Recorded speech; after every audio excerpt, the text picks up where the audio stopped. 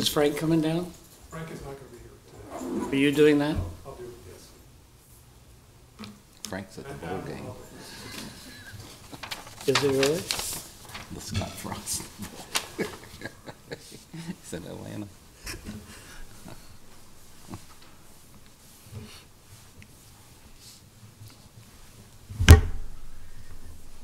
Mayor, I could also kind of give you an update on the letter that Brandon has in the reports. An update on the Brian Kaufman, or the 3B. Build America bonds? Right. Okay. Well, I'll just call upon you for every item. Okay. I think that's the way it's going to go today. Okay.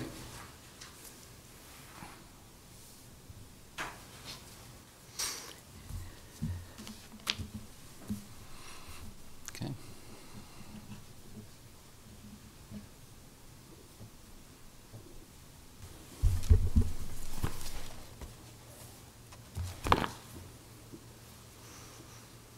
All right, I think the time has come, and that time is the time for the meeting of the West Haymarket Joint Public Agency. My name is Chris Beitler, Chair of the board. Tim Clares, Regent Tim Clare is here with me, as well as Carl Eskridge on our City Council. Together we constitute the board of the JPA. The open meetings law, all of our meetings are under the open meetings law, and the law itself is posted in the back of the room for anyone who may have need to look at it. We invite public comment on our agenda items, and we do have a time limit of 5 minutes on each item unless extended. That takes us to agenda item number 3, reports and communications received. Under that section are noted 2 items, a letter from BKD that has been put of record summarizing the planned scope and timing of the audit of the financial statements, and also there has been filed a letter from our Finance Officer, Brandon Kaufman, with respect to the Build America bonds. I think Chris Connolly from our law office may have prepared to speak on one or both of those issues. That's Probably correct. not the latter. I don't think we have any updated information on the Build America bonds, do we? Well, a little bit from what's in the letter. Chris Connolly, Chief Assistant City Attorney. In terms of letter A there, the letter from BKD, that's just a standard audit letter that we get every year, and so there really isn't much action that needs to be taken on that. On the letter from Brandon, that was a letter that was written last week while things were still in flux as to what was going to happen with the Build America bonds with regard to the tax bill that was underway, was under consideration at the time.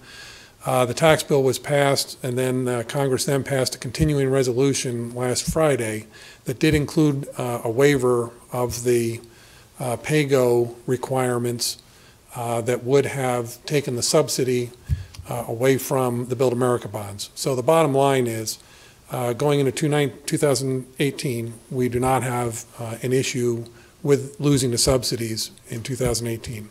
The continuing resolution took care of that for the time being. It's unclear to me how permanent that is at this time, but at least getting over into the next year is important because there's no chance of us losing the subsidies in 2018 now at this point. So we should be covered for that. And that goes back to what the board did back in November with its special meeting, which is kind of a duty to the public to kind of keep them informed as to what's been going on with this. So this is just sort of a continuation of that effort. Okay, can we count on you to keep it on your checklist and also Brandon's checklist? Absolutely. So as between the 2 departments, we don't lose track of what we need to lobby for on this? Right. We will. We've been in contact with Senator Fisher's office, and her office has been very helpful in providing information. All right, any questions of Chris? Nope. All right. Thank you very much, Chris. I don't think any action is required on these, so we'll move to agenda item number 4, Approval of the minutes So from moved. the meeting held October 26, 2017. Is there a recommendation for approval of the minutes as presented? So moved. Second. Moved and seconded. Any discussion? If not, call the roll. Claire, Yes. Beitler, Yes. Eskridge, Yes. Agenda item number 4 is approved. Approval of the minutes from the special meeting held November 21st, 2017. Recommendation of approval of the minutes as presented. So Do I moved. hear a motion? Been moved to approve, seconded. Any discussion? Call the roll. Claire, Yes. Beitler, Yes. Eskridge. Yes. The minutes are approved. Agenda item number 6, Resolution 17-27 with regard to environmental covenants in the West Haymarket. And presenting those to us, again, Chris Connolly from our Law Department. Frankie Larick, who has the most technical knowledge about this, is currently on his way to the Peach Bowl, and so I'm taking his place here on this. These resolutions, or these environmental covenants, rather, are similar to covenants that the board has approved previously on land north of O Street when some of the original properties were being developed. And essentially, the covenants will require that any future owners of the property beyond the JPA be required to comply in the same way that the JPA has been required to comply with certain environmental regulations from NDEQ and from the EPA. At this time, we are fully compliant with NDEQ regulations and EPA regulations. We've been under budget with all this. With all the remediation work that we've done, but it's necessary to ensure future compliance with these regulations, and that's the reason why we want to go ahead and put these covenants on the property now, so that when the JPA goes to sell it in the future, those regulations will already be covered. And there are two of them, two covenants, essentially blocks 4 and 5, which are covered by these. Let's see if I can do it this way. Well, probably do it like this. If I can zoom it in here a little. You can see the red zone area there. It's called Block 1, but we've been referring to it as Block 5. It's south of N Street and represents one of the areas covered.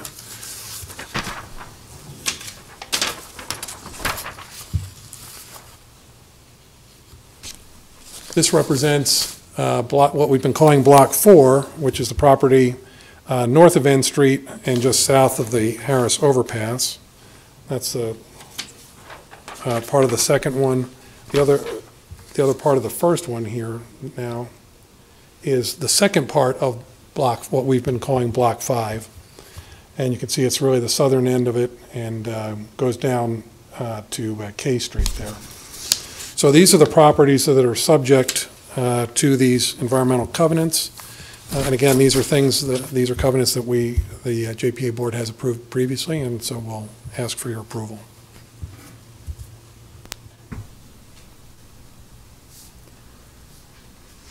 Okay, there's the questions of Chris? Comments? Yes. Carl? So Chris, this is just business as usual. It's nothing new that we have. It's just in terms of making the record clear that, for the future, that there are these issues with the land and the covenants on them to alert future buyers as to that. Correct. It's our responsibility to make sure that these environmental regulations are carried forward. And so by putting these covenants on the land, this is our way of sort of shifting that responsibility to future owners. And so, but to the extent that it's any kind of a real change, it's not, because we've had the duty to do that. We have been carrying out that duty. And so now we're just making sure that the next owners do the same.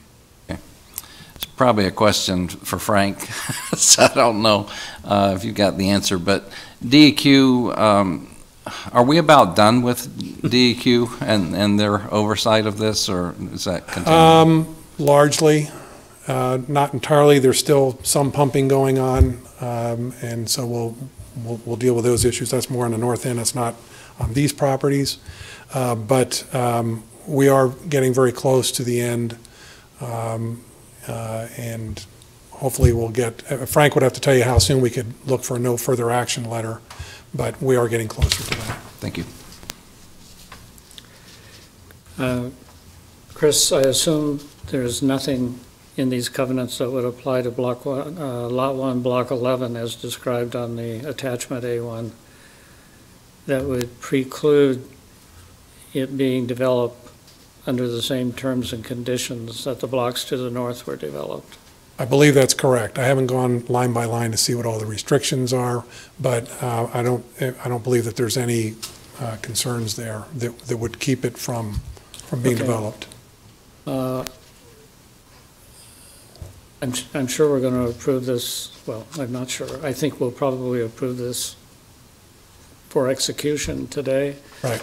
But I would like to be assured that there are no differences. If you could check with Frank next week before this is signed. Before it's signed and before it's recorded. Yeah. Yeah, we can certainly do that. Okay.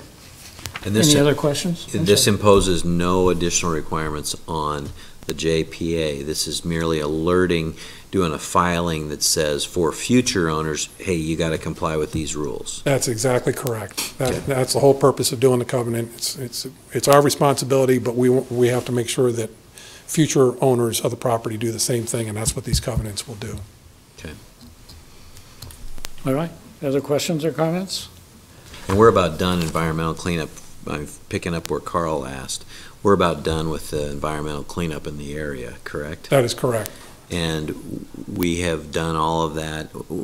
I guess we're waiting to get the final approval from EPA on that area north. Right. There's still some accelerated pumping going on there, and we're thinking maybe March or so that we'll be able to get that all wrapped up. Yeah, there's. I think there's another report that has to come out in the next several months, and then in DEQ would then have to make a decision as to whether or not we still need to keep doing that or not. Okay. And budget-wise, where are we with regard to budget on environmental? I know we're under budget. I don't remember the exact amount. I don't know if Adam would have that answer, but I know we are under budget.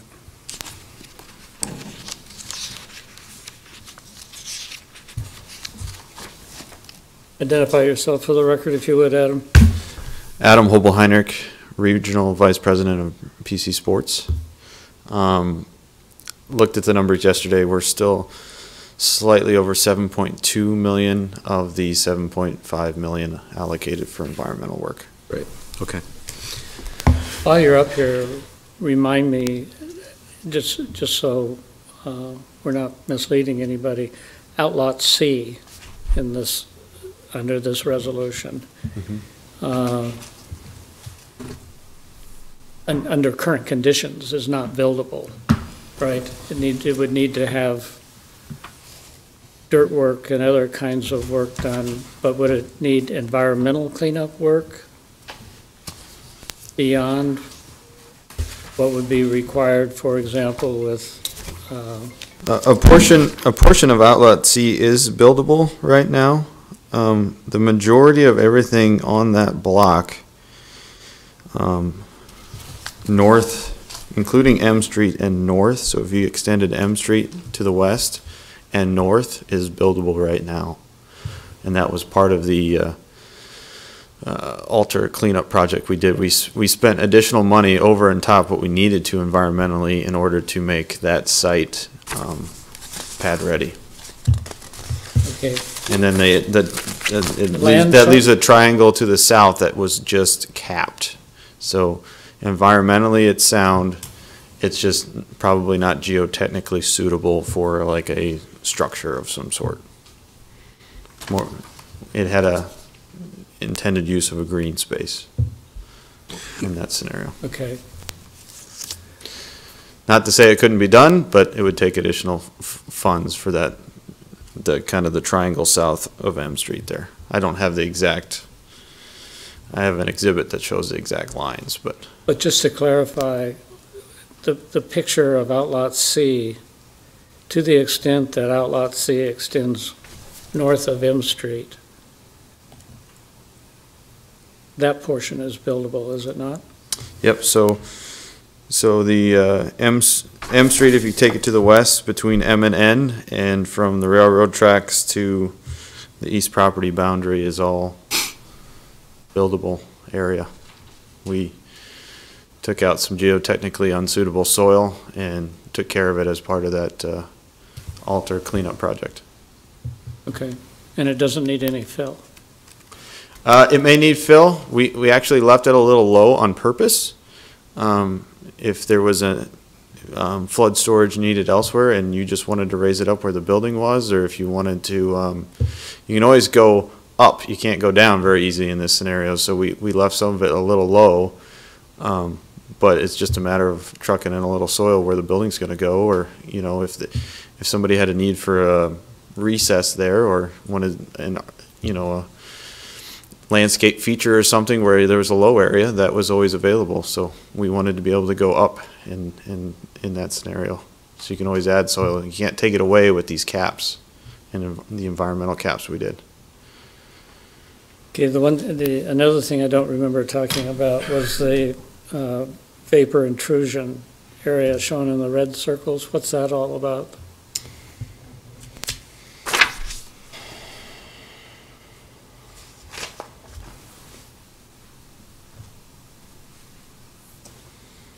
That's a more of a frank question. What I do know is with the clay cap, we've met the requirements we need for this to be built upon. So Okay. I think I don't know if if this was more of an exhibit of what we did and cleaned up, or if this is a more ongoing thing. I do not know that answer. I'd have to leave that to Frank. Chris, could you put that on your list to talk to Yep. Frank about before we sign off? Absolutely. Okay. Any other questions or comments? All right, is there any public discussion on agenda item number 6? Okay. Watchdogs must be on holiday, Adam. All right, is there a motion to approve WH 17-27? So moved. Second. Been moved and seconded. Any further discussion? Call the roll. Claire, Yes. Beitler, Yes, Eskridge. Yes. the resolution is passed. Agenda item number 7, Resolution 1728 with respect to energy conservation measures and the exploration of that particular subject matter with respect to Pinnacle Bank Arena. Chris, you're going to talk about that too, I think. I am. Amoresco is an ESCO, an energy service company, that has previously been pre-approved by the city to do certain energy conservation measures for a number of buildings.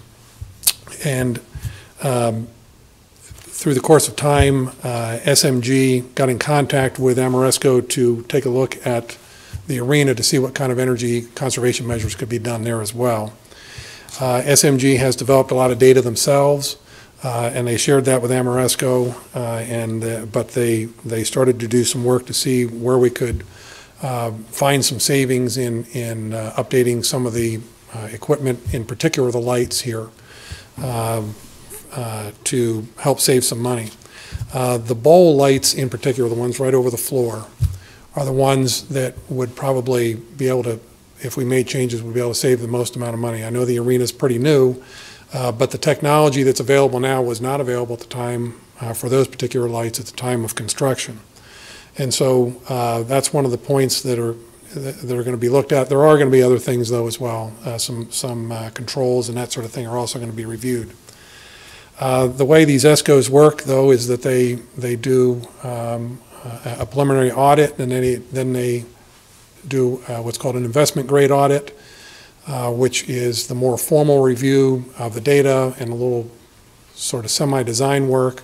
And then they come back with recommendations for the customer to say, here's the things that we think you ought to do to make this as energy efficient as possible. At that point, they would then get the contract, presumably, to do the installation work, and the savings that are realized from the improvements that are made would pay for the costs of the construction. And by using state statute, which we would be doing here, there would be guaranteed savings that the company would have to provide. Now, this cost of $37.60 on this for doing the investment grade audit is a fantastic price for us.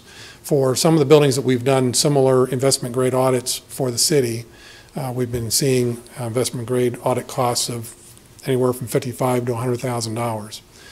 Now, this cost, this $37.60, will actually disappear if we later hire Amoresco to go ahead and do the work.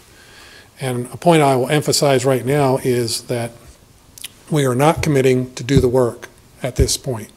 All that's going to happen is they're going to finish up the investment grade audit and make recommendations on work that should be done, but the work itself will not commence until this board decides that it needs to be done. And so when they come back with the recommendations, we'll come back and have another discussion with you on it. But until that time, this is the greatest exposure that we have. If we do not hire Amoresco to actually install things later on, then yes, we'll have to pay this $37.60. We won't get this back, but otherwise we'll get rolled into the next contract. So having said that, we think there is great value in getting this work done for purposes of determining what kind of measures can be taken with the building, and we would ask your approval. Okay, questions of Chris? Thank you. This has multiple benefits. One, of course, is the efficiency side of things, but the other deals with the shows and some of the artists that want to have some special lighting features, and this would enable some of that to happen. And that those features, from both an efficiency standpoint as well as from an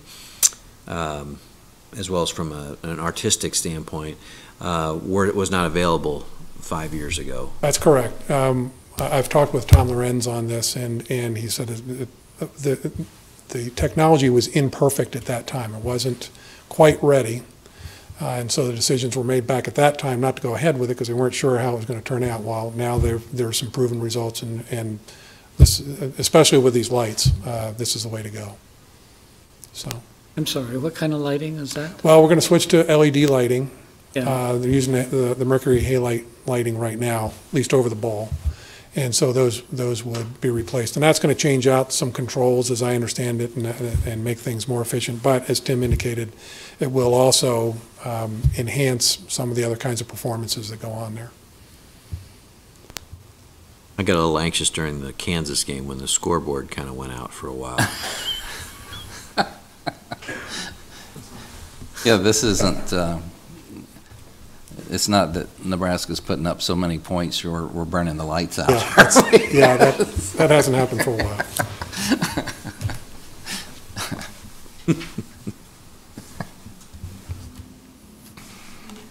Okay. Is there public comment on this particular resolution? Seeing none, is there a motion to approve 1728? So moved. Second.